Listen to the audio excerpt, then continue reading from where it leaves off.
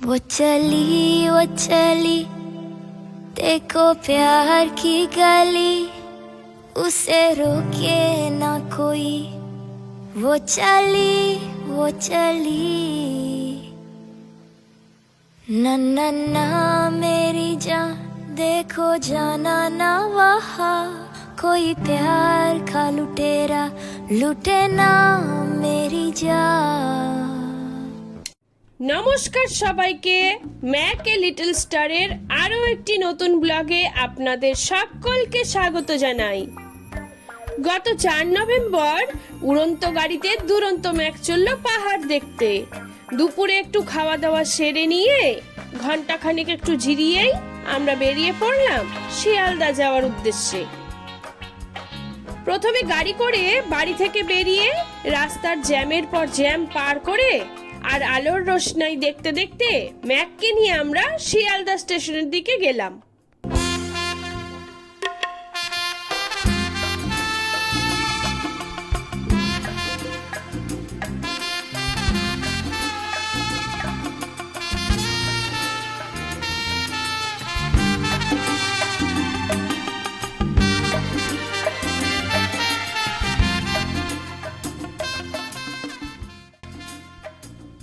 মাঝে রাস্তায় ম্যাককে একবার কি দুবার নামিয়েছিলাম, আর সাথে ছিল হালকা শীতের আমেজ। আর ম্যাক যে এত মানুষের ভিড়ে শিয়ালদা স্টেশনে আমাদেরকে একটুও বিরক্ত করবে না, সেটা ছিল আমাদের কাছে অনেক বড় পাওনা। আজকের এই ব্লগটিতে আপনারা জানতে পারবেন বাড়ি থেকে শিয়ালদা, শিয়ালদা থেকে শিলিগুড়ি ও শিলিগুড়ি থেকে সিটং কি করে গেলাম, ট্রেনে ম্যাক কি খেলো ও ট্রেনে ম্যাককে নিয়ে যাওয়ার প্রসিডিওরগুলো কি কি আছে। তাই ধৈর্য ধরে পুরো ভিডিওটা দেখুন।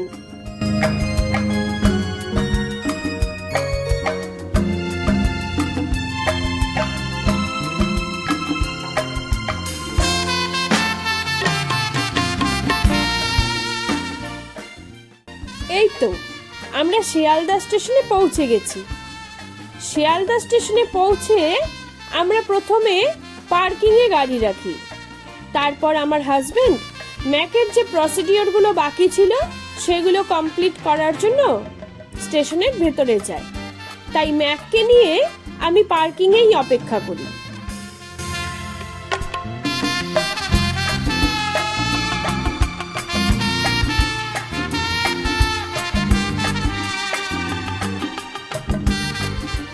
পেট নিয়ে ট্রেনে ট্রাভেল করা যায়, তবে তার কিছু প্রসিডিওর আছে।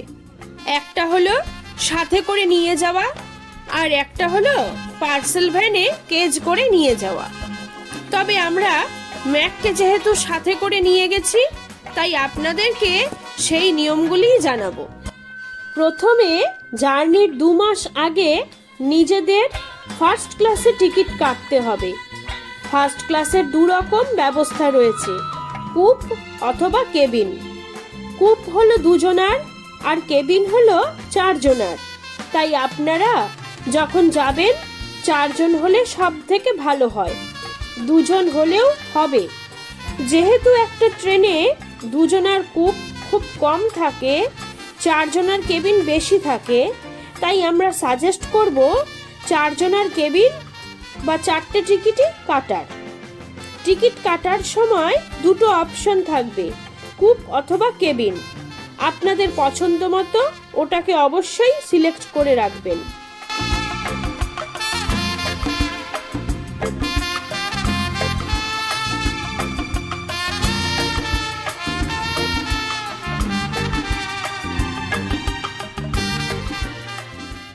টিকিট কাটার পর কোনো কাজ নেই, কাজ আছে জার্নির ডেটের 24 থেকে 48 ঘন্টা আগে। কারণ জার্নির ডেটের 24 থেকে 48 ঘন্টা আগে আপনাদেরকে আপনার পেটের ডক্টর অর্থাৎ ভেটেরিনারিয়ানের কাছ থেকে আপনার পেটের ফিটনেস সার্টিফিকেট নিতে হবে। তবে সেই ফিটনেস সার্টিফিকেটে অবশ্যই রিটার্ন জার্নির ডেটটাও লিখিয়ে নিতে হবে।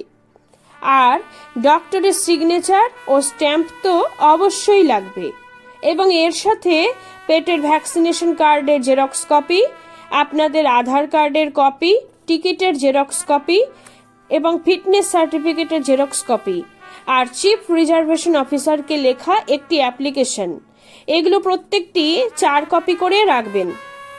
যেখানেই জমা দেবেন জেরক্স কপি জমা দেবেন, অরিজিনাল নিজেদের কাছেই রাখবেন। এই কাগজগুলো রেডি করার পরে চিফ রিজার্ভেশন অফিসারের কাছে জমা করতে হবে। শিয়ালদা ডিভিশনের চিফ রিজার্ভেশন অফিসার বসেন বিবাদীবাগ স্টেশনের সামনে।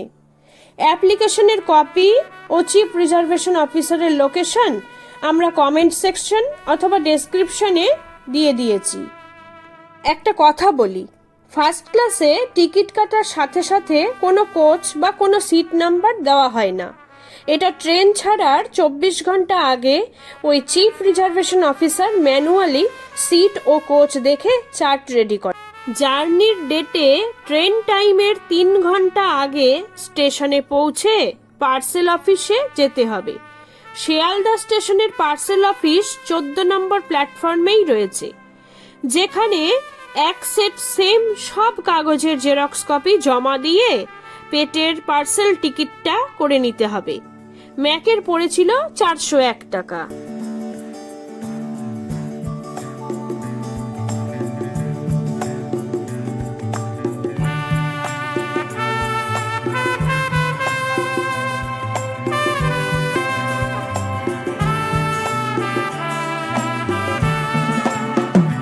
টিটি আসলে যেহেতু অরিজিনালও দেখতে চাইতে পারে, তাই সমস্ত কাগজপত্র নিজেদের কাছেই রাখবেন। আবার রিটার্ন জার্নির সময়ও এই সমস্ত কাগজগুলোই রিটার্ন জার্নির টিকিটের জেরক্সের সাথে সেই জায়গার স্টেশনেই যোগাযোগ করে নিতে হবে জার্নির 24 ঘন্টা আগে। এদিকে Mac boiled chicken with rice খেয়ে ব্যস্ত হয়ে গেছে বাবার কাছে যাওয়ার জন্যে। বাবা যে ওপরের বাঙ্কে, তাই চেষ্টার পর চেষ্টা করে যাচ্ছে ও লাফ দিয়ে ওপরের বাঙ্কে বাবার কাছে পৌঁছানোর জন্যে।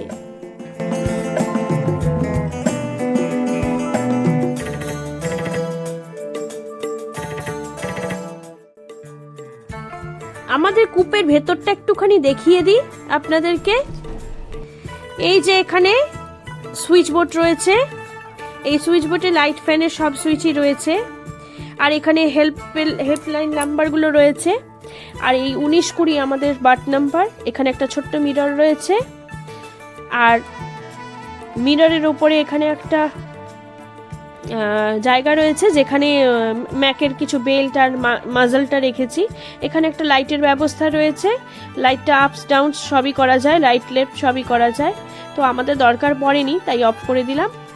পাশে ম্যাক ঘুমিয়ে গেছে। এখানে একটা ডাস্টবিন দেওয়া রয়েছে, আর নিচে একটুখানি ম্যাক যাতে বসতে পারে বা দাঁড়াতে পারে সেই ব্যবস্থা করা রয়েছে ম্যাটে। আর এই সামনে একটা বড় মিরর রয়েছে।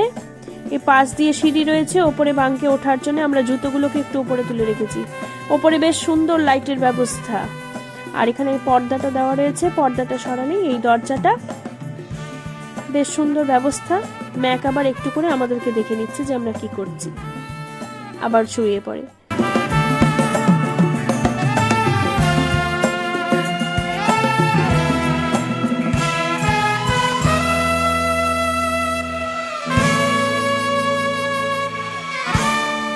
Good morning.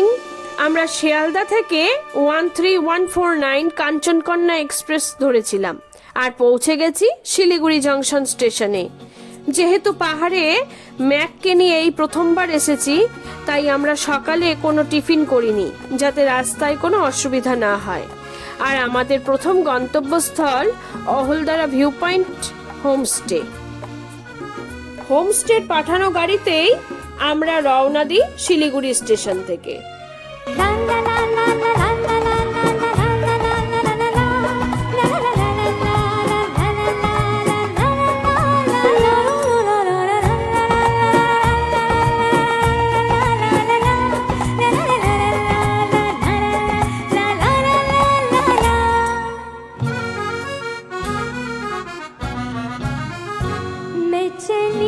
मैं चली देखो प्यार की चली मुझे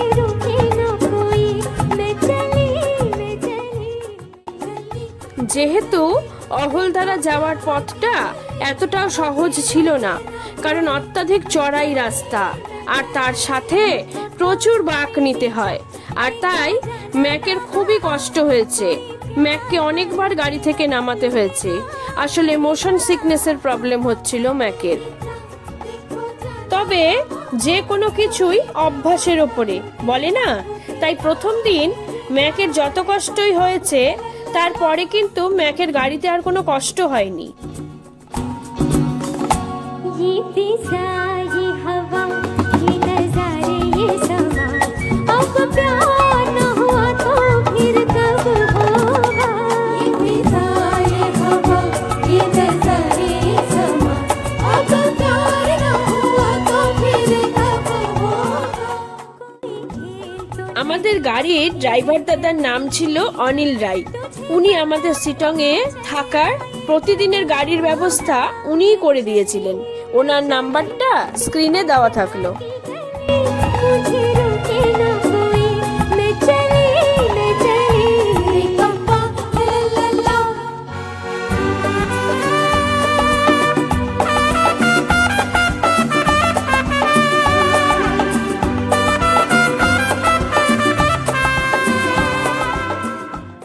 দুধারে চা বাগান আর পাহাড়, পাখিদের কলতান শুনতে শুনতে, প্রকৃতির অপরূপ শোভা দেখতে দেখতে আমরা পৌঁছে যাই অহলদারাতে।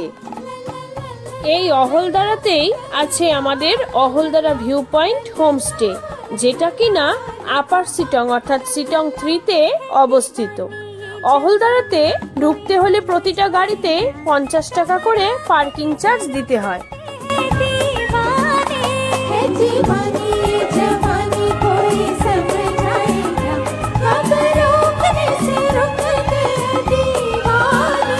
तू है अभिनाता, जरा सोच मेरी जान, रोज आते नहीं दिन ऐसे मस्ताने। नो नो नो मेरी সবুজের চাদরে মোড়া শিলিগুড়ি থেকে সিটং যাওয়ার রাস্তা। রাস্তা দেখে মন মুগ্ধ হয়ে যায়। দুধারে ঘন সবুজ পাইনের পথ ধরে আমরা চলেছি। সিটংয়ের প্রতিটা রাস্তায়, প্রতিটা বাঁকে পাহাড় যেন কথা বলে।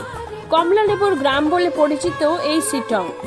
যদিও বা কমলালেবুগুলো এখনো ছোট আর পাকেও নি ঠিক মতো, তবে কমলালেবু বাগানের অন্য ভিডিও আপনাদেরকে অবশ্যই দেখাবো।